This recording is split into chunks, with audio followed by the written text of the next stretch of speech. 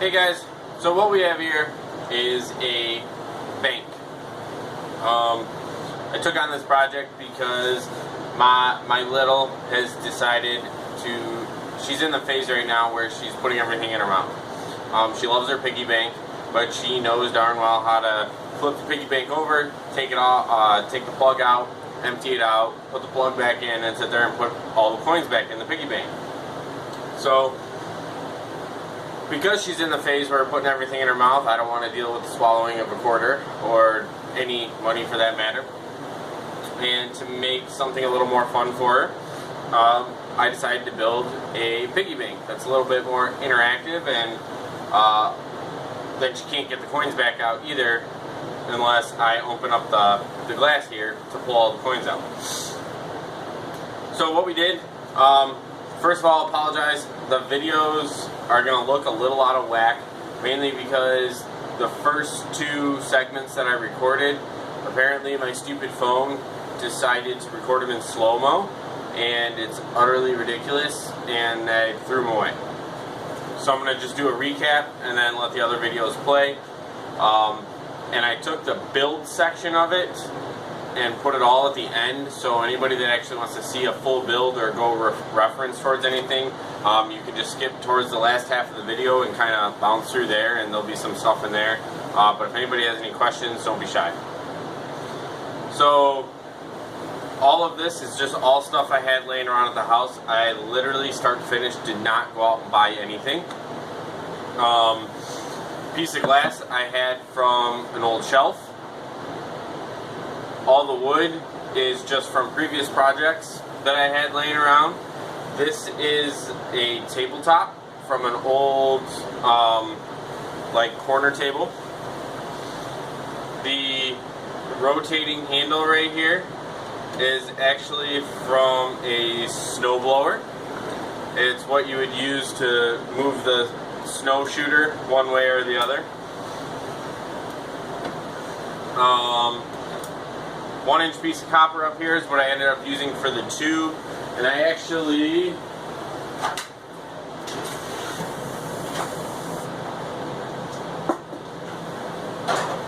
didn't grab all of them, but I mean, here's some of the chutes that I was trying to make out of different materials that I had in here, like this, the poly.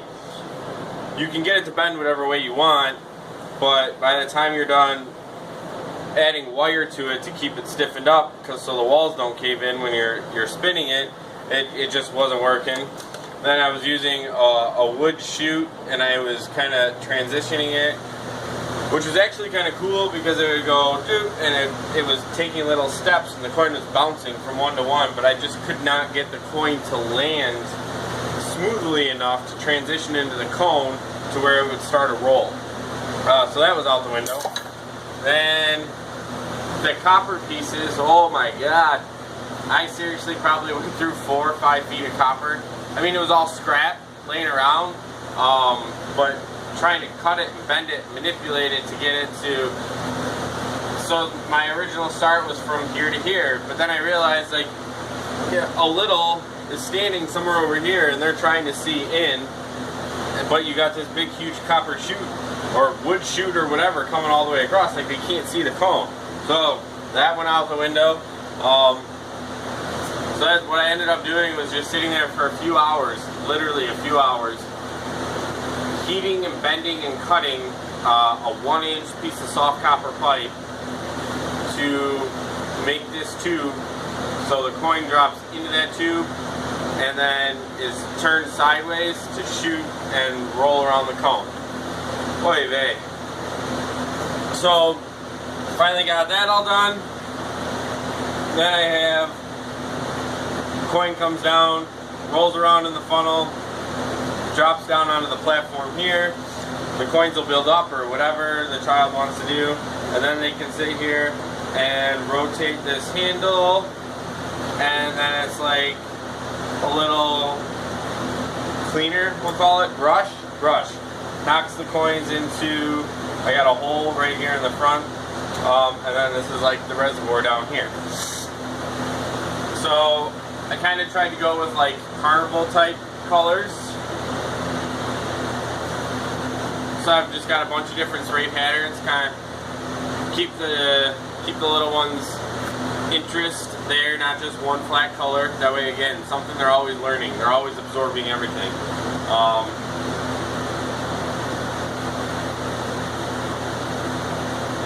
There we go.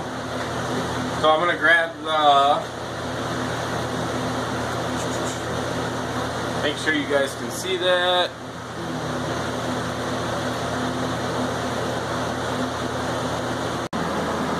Okay, I found this a little bit better lighting. So I'm going to do a close-up of a coin falling. So, excuse me for the movement. And then I'm going to do one where it's back a little farther.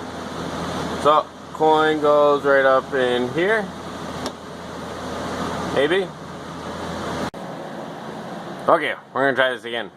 Got a little too much paint stuck up in there. Really glad I'm making this video. She would have put the first coin in and been like, what does it do?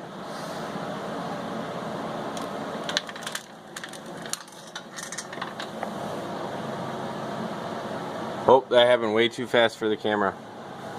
There we go. Coins down there. Okay, I really want to get you guys to be able to see more of that cone.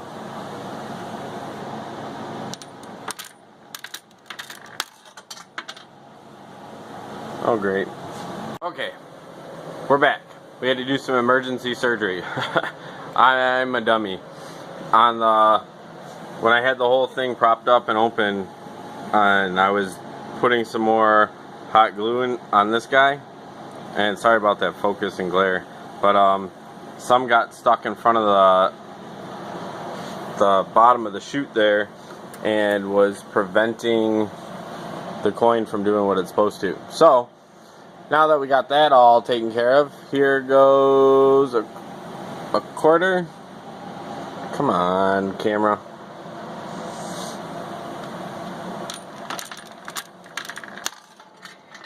Whee! And down. And then, oops, sorry. Over here, we have the handle. Then they just have to turn it and whee!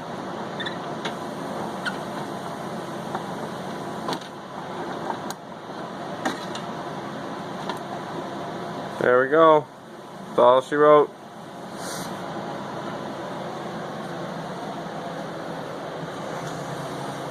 So, big old bank, good times for the little one.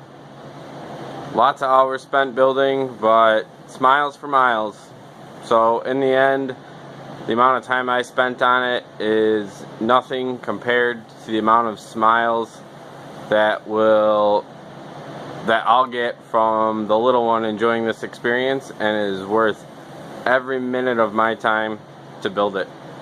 And trust me, there will be a lot more builds. Have a good one. Catch you guys later. Alright, so where we're at so far, I did do a couple steps in between what you guys were just watching. I painted the coin drop, and because that's just boring, you don't need to see it, who cares. And got it all positioned kind of where I'm looking to get it. I spent half the night building this here cone. Tried it the first time in plastic, didn't work, couldn't get it to seal together properly to get a good flow. So finally just made this out of some sheet galvanized that I had laying around, and I got the coin to roll around it a couple times. I still got to do some bending on this part right here. If anybody ends up going to do something like this, you know, depending on the material you use for your cone, whatever you do, if you do decide to use a sheet metal of any nature, whether it be steel, galvanized steel, copper, aluminum, when you do your section right here where you're joining the two tabs, or a tab, or however you end up doing it, make sure you cut out a piece here in the center, because these joints add so much rigidity that you don't get a good bend right here. So then you end up with your flow of the cone on this part, but then right here it tries to stay straight. because of the rigidity of the two walls right here. So just like I cut this little piece out right here so it would still bend in the middle part right here. I'm going to leave a link in the description to the website I use that has the quick calculator, I guess we'll call it, to make cones per whatever size you want to use. And I'm also going to throw up there the files that I use to make this specific cone. So it's 10 inches in diameter by 4 inches tall with a 1-inch circle on the top part here, which pretty much just barely lets a quarter go through there. So what we're going to do is we're going to mount this guy right in here, so that way now when the coin comes down, it's going to go to a little track, which is, I don't think, going to be very much fun, to shoot the coin around in a circle, so that way the little one can watch it, and then the coin will drop right out of here, and that's where I'm trying to figure out if I'm going to do like a gear wheel or something to that effect, but we'll I'm just going with the flow. We'll get there when we get there.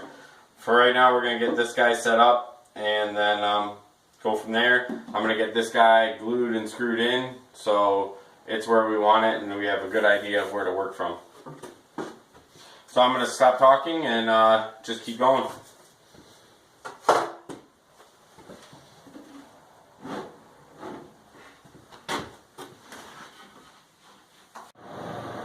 So here we are. I stopped recording somewhere in the middle simply because things were just taking me so long to get accomplished that the amount of video that I was recording was just getting insane. So I was just gonna finish up a lot of the stuff and then come back to the highlights or things I had trouble with, that kind of stuff, to go over it with you guys. So I've got the main part right here where the coin starts. It's transitioned down. Everything works flawlessly there. It's pushed right up against the glass so you're not getting anything stuck. Main issue one that I came up with was funnel shape. I mean, anytime you're trying to do this kind of stuff and you don't have proper machines or I guess a way of really adhering it together, that it gets tough. And being you're dropping coins down it, I wanted to be it a little more durable. I actually tried some, I'm going to scan over here, sorry, sheet of plastic, cut that section out, did my funnel shape, and then I was melting it together to bring it back in so it stayed, and it just would never sit right. So at the end of the day, I ended up grabbing a sheet of metal here, and as you can see right here, this part of the comb, no matter what I did, I could never really get it to go perfectly round with the rest. I mean, I got it close, and if you can see right there, I actually used some epoxy to kind of start beveling out the edge where it was creased. I did end up cutting away fully after I got enough epoxy in there, that whole edge that I had sticking out, to see if I could even get it to bend some more, and it just literally would not stay. Right here I have just a piece of metal that I just bent in a circle pretty much, and was able to mount the cone right to that with some JB Weld, good old stuff. Up here this is the chute for the coin to come down and start going around the funnel. This was probably a 2-night project in total. I made, oh geez, at least 6 or 7 different types, trying to get one to fit just right and to get it to bend just right. I mean, I tried wood feeders, I tried some plastic piping feeders, like irrigation piping feeder, which would never sit right, and then by the time you're done gluing and screwing it, I mean, it's just a big sloppy mess. I mean, I tried so much stuff, and actually this morning when I was working on it, I was literally sitting there staring at it thinking of just how ugly it was, to be 100% honest. And I got to a point where I almost trashed the entire thing and was just gonna ignore it and let my brain just forget that this even happened. And then I really stopped and thought to myself, you know, I'm building this for my daughter, and in all reality, she is not gonna care about the aesthetics. Like if this piece of wood's off a little here, or if this piece of copper is not fully buffed and it's got scratches, she's not going to care that this funnel right here is got a little wobble to it, because it's a pain in the butt cutting metal and bending it into a funnel. Like, it's not something that is enjoyable. And then, so I'm still not finished. I still got a movable part I'm going to put in here, something she can grab with her hand and move around to like push the coins down. So I'll definitely come back to that, but I just wanted to share with you guys, like, there's so many people that do so many types of DIY projects on YouTube and stuff, and you look at some of their workshops, and I'm not knocking them. I mean, everybody's a little different, but when they're like, their finished product is like picture perfect. It's just like you've spent so much time doing that, and then just so people, like everyday people, will look at it and be like, oh, it's so pretty. But at the end of the day, for something like this, is the child really going to care? Is your kid that you're building something like this for, or your niece, or your nephew, or whatever, I mean, are they really going to care at the end of the day about the aesthetics? No, they're not. What they care about is the fact that a big person that they know and love brought them or built them, whatever the case, this sweet toy that they can put coins in and watch the coins do fun stuff, and then they can be interactive with it. And then at the same time, not only are they learning different principles of physics, but they are also learning a fun way to save money, and they make it enjoyable, where it's exciting and they want to keep doing it, and that's something that's going to live with them for the rest of their life. So just always remember, just stick with it. Don't really worry about too much what other people think, because at the end of the day, we're not going for gold here. All we want is for it to work. And part of the process here for this thing working is making it so it's enjoyable for the child. And as long as you accomplish that, at the end of the day, who cares what it looks like?